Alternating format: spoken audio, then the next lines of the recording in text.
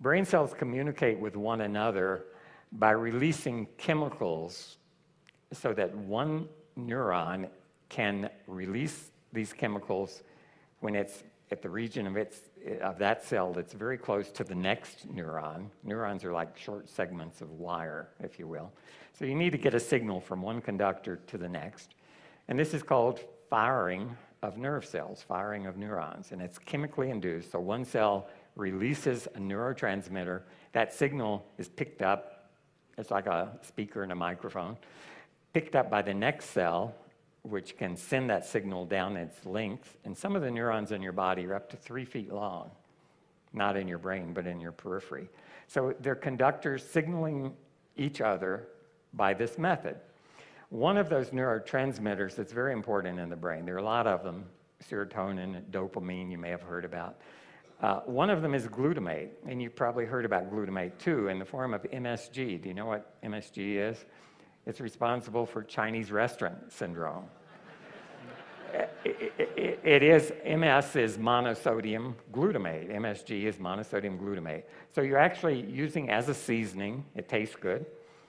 And in most of your body, it has no effect. But in your brain, it actually has a neurotransmitter effect. And you can feel the effects of it. You get flushed. You feel hot.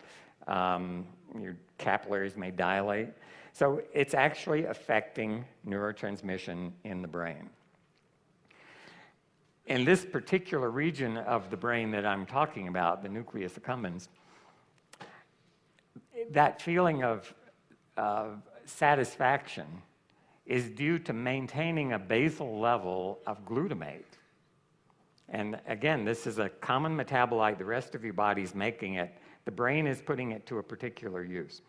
And so it's been found just recently that cocaine blunts the activity of this region of the brain to release glutamate by downregulating a gene that enables glutamate to get into the cell. And that gene is called cysteine glutamate transporter, sometimes antiporter.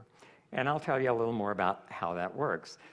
Here's a cell, and the yellow protein you see on the membrane of that cell, labeled XCT, is the cysteine glutamate exchange protein. How does that work? It works exactly like a revolving door on an office building. And what it does is it lets cysteine, one molecule, that's an amino acid, into the cell, but it only lets it in if there's a glutamate inside coming out the revolving door at the same time. That's why it's called an exchanger or an antiporter. And we have a lot of proteins on the cell surface that do exactly that. They let things in, let things out. Some of them actively pump things in and pump things out. Others are passive. This one will let cysteine in only if glutamate comes out. Now, the cysteine is very important. And I had questions this morning about glutathione. Glutathione is an important antioxidant. It's one of the antioxidants dramatically affected by Protandim because among the 500 genes Protandim regulates are the ones seen here in blue, glutathione synthase, that enables a cell to make its own glutathione. So if that enzyme goes up and more cysteine comes into the cell, you can make more glutathione. That cell is protected from oxidative stress. What we're looking at here is the reverse part of that revolving door. Every time a cysteine comes in, which enables the cell to make glutathione, a good thing, this brain cell pumps out one glutamate. And that glutamate is used to maintain a level of satisfaction in the brain. What we found by reading the literature was that cocaine blocks that revolving door. It downregulates that gene. And so if this building, this cell, let's say had 100 of these revolving doors letting cysteine in, glutamate out, after taking cocaine for a month or two, you might only have 25% of those revolving doors still functioning. Okay, that's a concern. How does that manifest? And before we go there, let me say that the surprising part, nicotine, exactly the same thing. nicotine affects the number of revolving doors the same way. So it decreases your brain's ability to make glutathione and decreases the brain's ability to secrete this important neurotransmitter. So chronically, either nicotine or cocaine, and I'm talking about nicotine because that's what's been published in more detail now, drops the basal level, the baseline level of glutamate. And what that does is it creates a sense of longing. So you see on the left side, normally you have a fairly high glutamate level. And on the right side, that's a situation that's neither longing nor satisfaction. It's just kind of a normal place to be. And if you take hits of nicotine to this region of the brain, and that's shown at the bottom, along the bottom of this axis, and you get repeated exposure to nicotine or cocaine, what happens is the glutamate level starts to drop. This is the baseline level. And that creates a sense of longing, a hunger for something. You need something.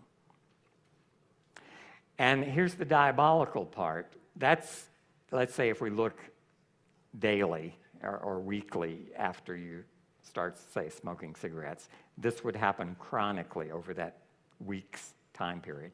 If you look at what happens in the short term, here, whoops, let me back up one. Here. The red line shows you that the same exposure to nicotine or cocaine has a short burst of actually releasing glutamate. Okay, so it's doing two things. Chronically starving those cells for glutamate, creating a longing, and acutely, meaning in the case of nicotine, maybe for only 15 minutes, causing those neurotransmitters to be released at the neuron junctions by a different mechanism than the one I just described.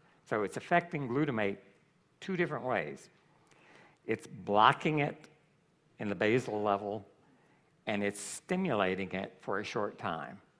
And you can see how diabolical that turns out to be, because taking repeated hits of these substances creates a desire, and the same substance temporarily relieves that desire. So as you move down this curve week after week, your longing increases, and you're dependent upon that spike to bring you back up to a level of satisfaction, right? If you were designing a diabolical system, it couldn't get any better than that. Okay, what about this turnstile protein? We have, in the past year, looked at the effect of Protandim on every gene in the human body, all 25,000. What I'm showing you here is a section of a spreadsheet that looks at about 25 of those genes. And these are the ones that are most affected by Protandim. And so there would be 1,000 more pages like this, and I have all of those, and I've spent hours looking through them. Now, as though I didn't have anything better to do with. And what you see here is, about 10 lines down is this cysteine glutamate transporter. It's one of the genes most affected by Protandim. And here we see that this, I think, is in brain cells. We've done it in vascular cells as well, at 2 different concentrations of Protandim each. And that 6.49 is at a high concentration of Protandim. And what that means is it increased the number of those turnstile proteins 6.5-fold, 649% more in the presence of Protandim. And this is it in bar graph form, showing you first what nicotine does. And so we're starting with normal, healthy cells, normalizing their level of this turnstile protein that's causing this problem before and after nicotine. And what you can see is the nicotine really represses the expression of that protein. So the cells don't have these revolving doors. They can't get cysteine in to make glutathione. They can't get glutamate out to satisfy your brain. What does Protandim do to the same protein? It upregulates it. In this case, at a low dose of Protandim in endothelial cells, vascular cells, 250% in the other direction. All right? So this, again, this is not a human clinical trial. This is not even an animal study. These are putting together two dots and drawing a line between them because we think we know how this system works and what will happen. And so the question raised by all of this is, can Protandim help break addictive behavior? And elevating GSH has been shown, on the one hand, to be efficacious in humans trying to break addictive behavior by increasing, or by methods that cause increased glutathione in this region of the brain. And they can break behavior to both cocaine and nicotine. We know that Protandim elevates GSH levels, and it's in part by increasing that turnstile protein. And what we found is that, or what has been found by others, is that that turnstile protein is also important in preventing this longing sensation from developing in the brain. So the turnstiles are absolutely essential.